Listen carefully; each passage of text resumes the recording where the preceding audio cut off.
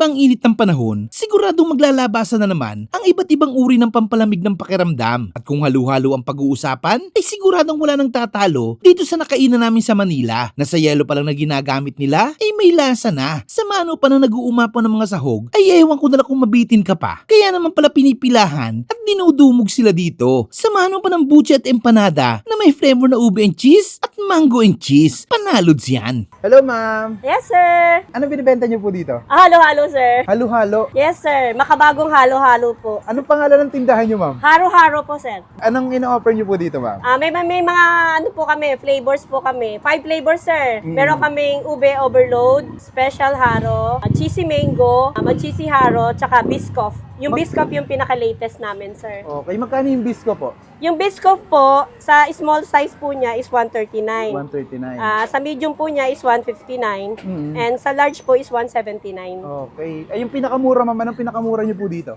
Meron po kaming classic. Anong 69 pesos po yan. Anong location niyo pala dito, ma'am? Nandito po kami sa Figueroa, malapit lang sa Goldilocks. Anong oras po kayo nag-open dito?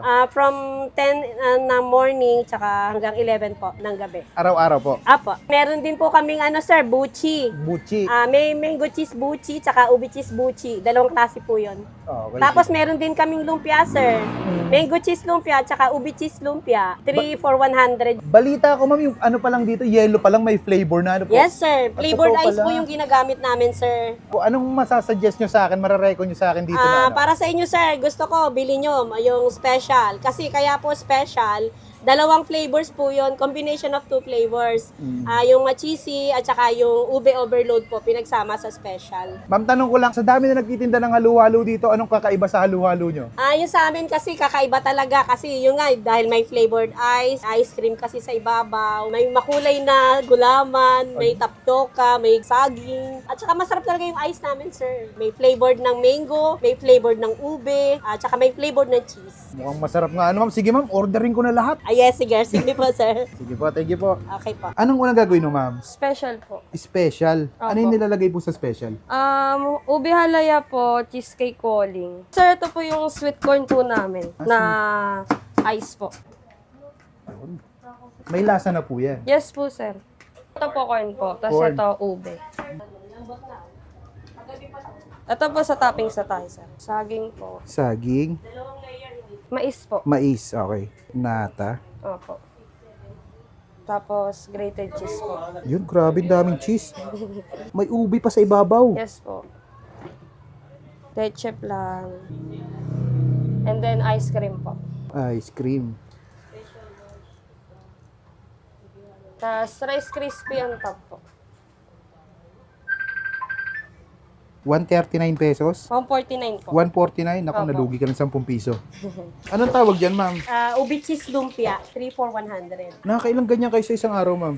Siguro mga 20 packs. 20 packs? Opo, sa isang araw. Hindi lang, minsan nag-extend kami sa gabi, nadadagdagan pa yun.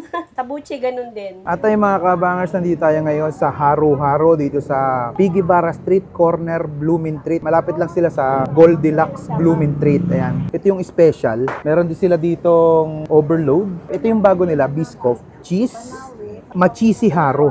Sobrang susolid. Kahit anong ordering mo dito, talagang palong-palo yan. Meron din sila ditong buche. 15 pesos per piece. Meron silang ube tsaka mango. Sa lumpia, ganun din. Meron din silang ube tsaka mango. Tara, tikman natin to. Special. Grabe, ang dami.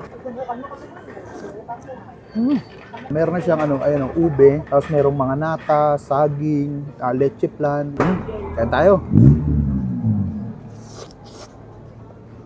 Ang ganun lasa niya. Hindi siya ganun katamis. Medyo maalat-alat kasi may cheese nga siya. Pag naghalo yung lasa niya, sarap ng lasa. At maganda pa dito, lahat ng orderin mo, yellow pa lang nila may flavor na. Tikman natin yung bago nilang biscoff.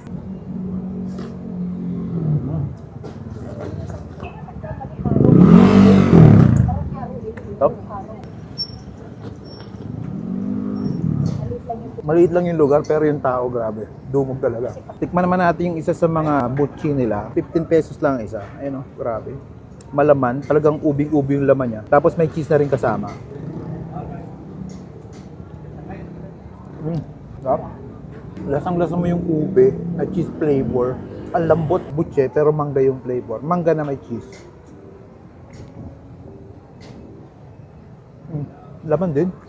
15 pesos, goods na to. Parang masarap, pero mas gusto ko yung ano, yung ube flavor. Next natin yung lumpia, ube lumpia.